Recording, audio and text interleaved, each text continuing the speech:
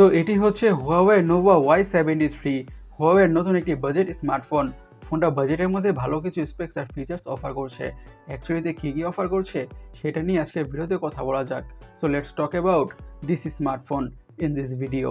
শুরুতে ফোনটা ডিজাইনের কথা বলে damn, this phone really looks beautiful বা সুন্দর at the same time because of its back প্যানেলের গ্রেডিয়েন্ট ফিনিশ বা গ্রেডিয়েন্ট টেক্সচার।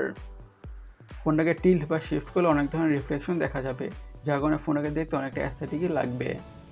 ফোনটির লুকসটি থেকে কোনোভাবেই বোঝা যাবে না এটি যে একটি লো বাজেট স্মার্টফোন, একটি প্রিমিয়াম লেভেলের স্মার্টফোনই মনে হবে।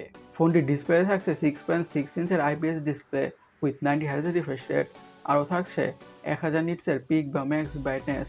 আচ্ছা, এই প্যানেলটার রেজলিউশন হচ্ছে 720p বা HD+, তার মানে হচ্ছে খুবই কাছ থেকে কন্টেন্ট দেখার বা ওয়াচ করা ট্রাই করা হলে শার্পনেসের ঘাটতি বা পিক্সেলেশন তো লক্ষ্য করা যাবেই, বাট মিনিমাম ডিস্টেন্স থেকে অথবা ঠিকঠাক দ্রুত থেকে কন্টেন্ট ওয়াচ করলে তেমন একটা বেশি শার্পনেসের ঘাটতি লক্ষ্য করা যাবে না।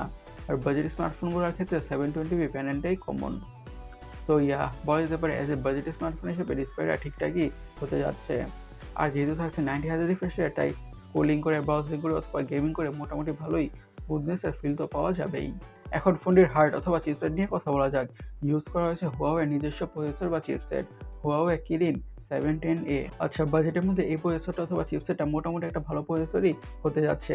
হাই লেভেলের গেমসগুলোকে লো সেটিংস অনেকটা ভালোভাবেই খেলা যাবে অথবা রান করা যাবে কোনো ধরনের ইস্যুস ছাড়াই, এবং day to day regular task, social media using, switching between apps, multitasking, scrolling through UI, net browsing, এমন যত ধরনের রেগুলার বা টুকটাক কাজ আছে ফোনটা মোটামুটি ইজির সাথে হ্যান্ডেল করে ফেলবে।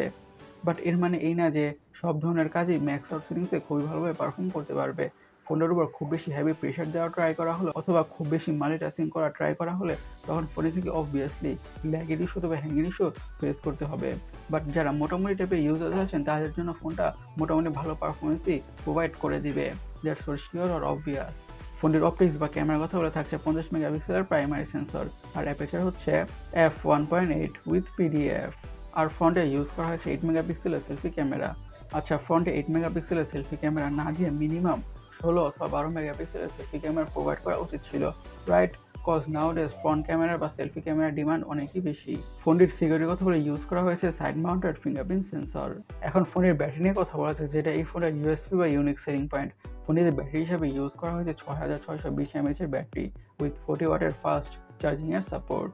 এই 6620 mAh এর ব্যাটারি থেকে ফোনটাকে মিডিয়ামভাবে ইউজ করলে খুব ইজিলি 1 থেকে 1.5 দিনের ব্যাটারি ব্যাকআপ তো পাওয়া যাবেই। আর সাথে প্রোভাইড করা 40 ওয়াটের চার্জার দিয়ে ফোনটা ঠিকঠাক দ্রুতভাবে ফুল চার্জ হয়ে যাবে। ফোনের কালার ভেরিয়েন্টের কথা বলে এইসব কালার ভেরিয়েন্টে পাওয়া যাবে। গাইস, আপনাদের কাছে স্মার্টফোনটি কেমন লেগেছে অবশ্যই কমেন্ট সেকশনে কমেন্ট করে জানাবেন। আর আমাদের আজকের ভিডিওটি এই পর্যন্তই। আমি সৈকত, সাইনিং আউট।